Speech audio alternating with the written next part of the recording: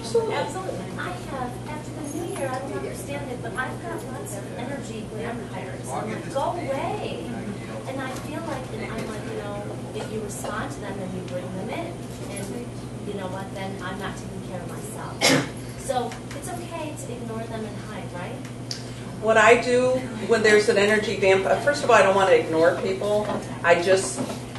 I meditate myself, see the golden light coming out, and I cover myself in the golden light. And I put it under my feet, because they'll find a little area to get in there. So I make sure that I meditate myself, get the golden light underneath my feet. Now I can handle them, because I'm in my area. You can't take the energy. And I stay calm. I don't give them any of my energy. And that's how I've done it. But I get into that state first, so that they can't pull it from me. And then if they are trying to connect with you, do you just let them know that you just... One of the things that I say is that I am so busy making connections with people. And, a lot of times, is anybody here a financial planner? Okay. And I do have to say, financial planners are the biggest culprits with this. So I hope you don't do this. They want to zap energy out of everybody. They want your database. They want to meet with you. They want to meet with all your contacts. And I basically tell them, I've got 3 people that I refer. One is a man, one is a woman, and one is a backup. I said, now I have a list of 20 other people that I know through other organizations. If you want to be number 24, I'd be happy to meet with you. Usually they don't want to meet with me. And here's the thing, the world is an abundant place. The myth is that there's not enough. There's plenty. And so this idea of pruning and being selective about who you allow into your space is completely valid. Because there's plenty. There are lots of people, there are lots of opportunities, and now with technology, you can connect with people in any part of the world.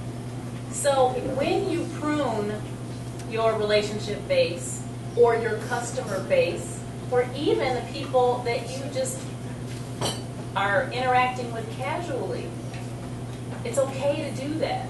It really is okay, because otherwise you will find yourself pulled and split into a lot of directions and not have enough energy and enthusiasm and direction to manifest what it is that you want to create in your life.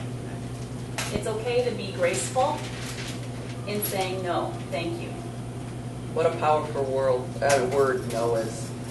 And, no is healthy. We have to say it as parents, and parents don't say it enough. Excuse me, I'm on my bandwagon. No is a powerful word.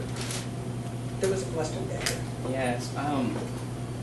I started a not-for-profit, and so in that world, it's on such a fierce scarcity level. Yeah. You know what I mean? Where's money? What do you have to offer? And Right. it's just so devastating that, to work in that field, we have to deal with all that part and the potential partners and the businesses. It's the same as a business. You know what I mean? It's just, where you get your money from? You get government, you get a foundation and stuff like that, and it's really important to have that philosophy of there is an abundance, so you can walk away.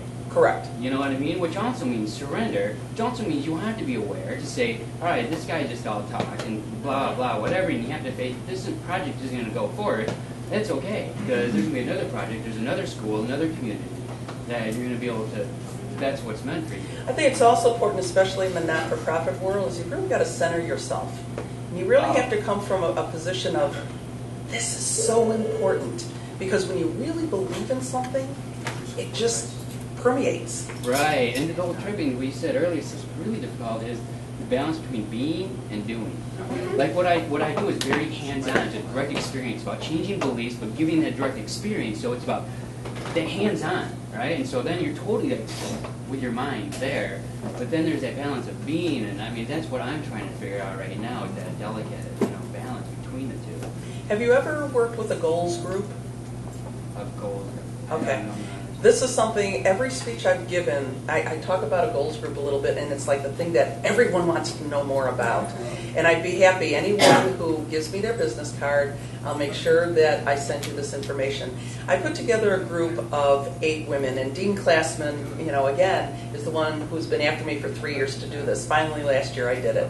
I handpicked 8 women, and you can do women or men, but I'm trying to push my energy towards the female side. You're being a goddess.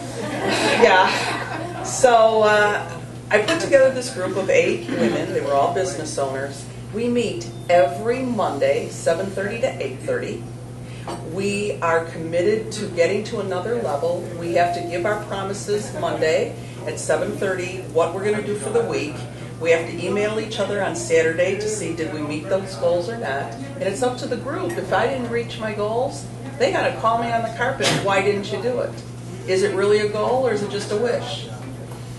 If you don't have a goals group, think about putting one together and choose who you're going to have in that.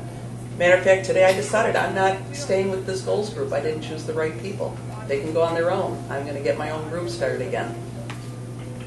Think about that. Anyone who wants to know about goals group, give me your business card, and I'm paying it forward. You can have all of my documents that I put together. I will come out and help you get this goals group started. And here's another thing about not-for-profits. I hate the term. I know it's sort of. I like to call them even board, or even money. Yeah. Because the whole thing, it puts you, the label itself has an energy associated with it. It's like the starving artist, Right. So that I would encourage you to not even speak it that way. Yeah, I mean, To call it, I'm an even board business. I'm a even money business. Whatever you want, whatever name feels right to you, but to not refer to it that way, because there are so many, the connotation of a not-for-profit and how people look at you like you have to always have your hands out. You're right, they are businesses. And the discipline of business is just as applicable in a service-oriented, business. The only nature is that you don't have shareholders. That's the difference. You've got a budget, you've got expenses, you've got people that have to be paid. Right. But you do have shareholders. You got the people. Well, yes. That's who you're working. But not like there's an equity shareholding position. Yeah. That's the only difference. Yeah.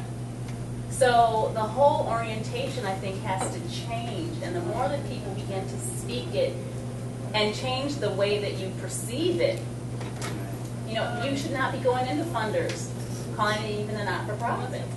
This is it's a whole different way of being with your business. And as you envision it, you can change that. You can change the way people feel you, the way they respond to you, and that your job is to stay in your state and to know that the universe is doing the rest of the work. Your job is the what. The hows and the whens all show up in support of you doing your work along the way. So I would just encourage you to consider calling it something else.